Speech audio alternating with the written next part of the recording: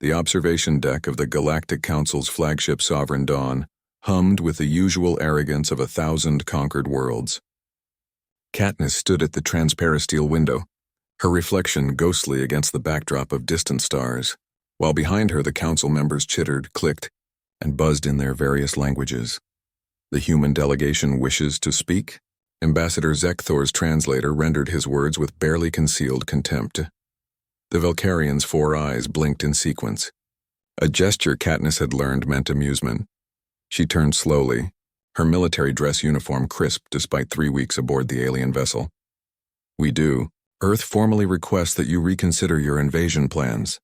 The council chamber erupted in what could only be described as laughter. 12 different species, each representing empires spanning dozens of star systems, found humanity's warning hilarious.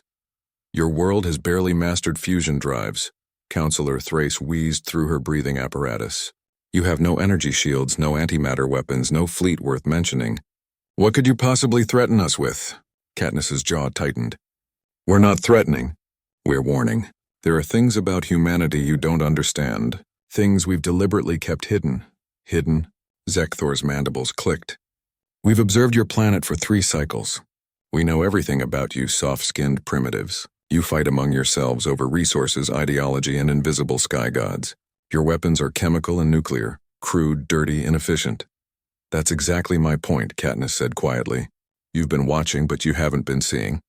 Back on Earth, in a bunker 3 kilometers beneath the Colorado Rockies, Neo sat before a bank of holographic displays. His fingers danced across haptic interfaces, coordinating with military installations hidden in locations the Galactic Council's sensors had never detected. "Status?" General Marquez's voice crackled through his earpiece. "Katniss delivered the warning 20 minutes ago," Neo replied, his eyes never leaving the tactical display. "They laughed just as we predicted. Damn fools," on the general side. "Activate Protocol Prometheus." Neo hesitated for just a moment. Once this began, there was no going back. Humanity would reveal its hand, and the galaxy would never see them as primitive again. "Activating now, sir." His fingers flew across the controls. Across Earth and throughout the solar system, weapons platforms came online. Not the crude nuclear missiles the Council knew about, but the other ones. The ones humanity had been developing in secret for 50 years, ever since the first alien probe had been detected. In orbit around Mars, Neo watched as the Deimos station shimmered and disappeared from all conventional sensors. Stealth technology reverse-engineered from that first probe, improved, perfected, and deployed across 100 platforms the Council had never suspected existed. The Galactic fleet moved into position around Earth, confident in their overwhelming superiority. 500 warships, each capable of glassing a continent. They'd done this to 47 other species, and it always ended the same way: surrender, subjugation, integration into the Council's empire.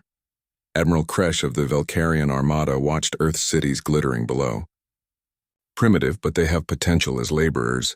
Begin the bombardment of military installations. Use low-yield plasma? His command died in his throat as his flagship's shields flared. Something had struck them. Something moving faster than their sensors could track. "Impossible," his tactical officer stammered. That was a relativistic kinetic round. "The acceleration profile suggests—" "It can't be. Report!" Kresh roared. "Humanity has mass drivers, sir, but not crude ones. These are accelerating tungsten rods to 0.9 light speed. Our shields can hold, but—" Another impact. Then another. "Sir, they're firing from multiple locations.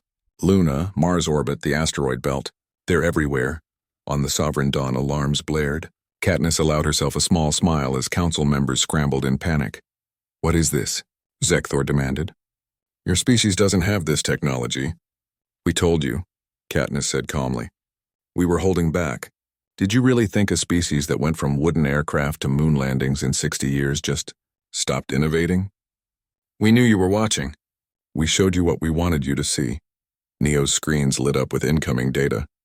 The Council's fleet was in chaos.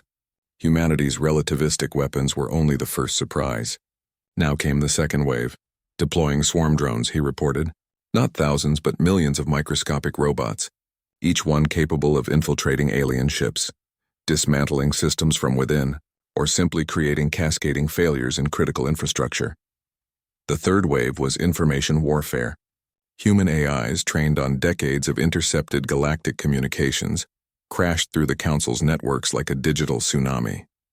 Ships lost navigation, weapon systems locked up, and perhaps most devastating of all, every species in the fleet could suddenly hear each other's private military communications.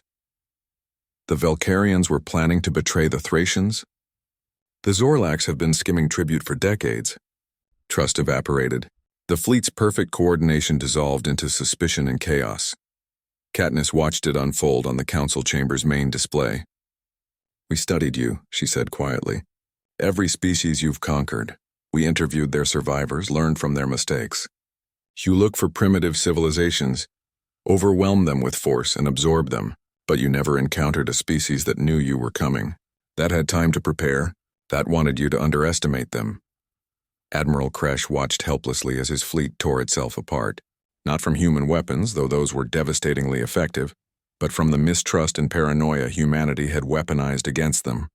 "Retreat," he ordered. "All ships retreat to—" His tactical officer's face had gone pale. "Sir, they've mined the jump points. We're trapped in the system until we clear them." Neo leaned back in his chair as the tactical display showed the Council fleet in full disarray. They could win this fight, given time. Their technology was still superior in many ways. But they'd lost the initiative, lost surprise, and most importantly, lost the psychological advantage. "Sir, they're requesting negotiations," a communications officer reported. General Marquez appeared on Neo's screen. "Tell them we'll talk. But Katniss handles it. She earned this." On the Sovereign Dawn, Katniss stood before a humbled Galactic Council. "We'll leave your system," Zekthor said quietly. "We underestimated you." "Yes, you did," Katniss agreed. "But that's not enough. You'll leave our system and you'll leave us alone. Forever. And you'll spread the word to every other expansionist empire out there. Earth warned you. We told you we were holding back. We gave you every chance to walk away. Remember that the next time you see a primitive species and think they'll be easy prey." She paused at the doorway. "We don't want to conquer anyone. We just want to be left alone. But if you ever threaten us again, you won't get another warning. You'll just get what you deserve." As the Council fleet limped out of Earth's solar system, humanity watched from their hidden platforms, their secret weapons, their carefully concealed capabilities. The galaxy had learned an important lesson. Sometimes the most dangerous opponent is the one who makes you believe they're harmless. And Earth? Earth went back to appearing primitive, helpless, isolated, but now watching, always watching, just in case someone else needed to learn that lesson the hard way.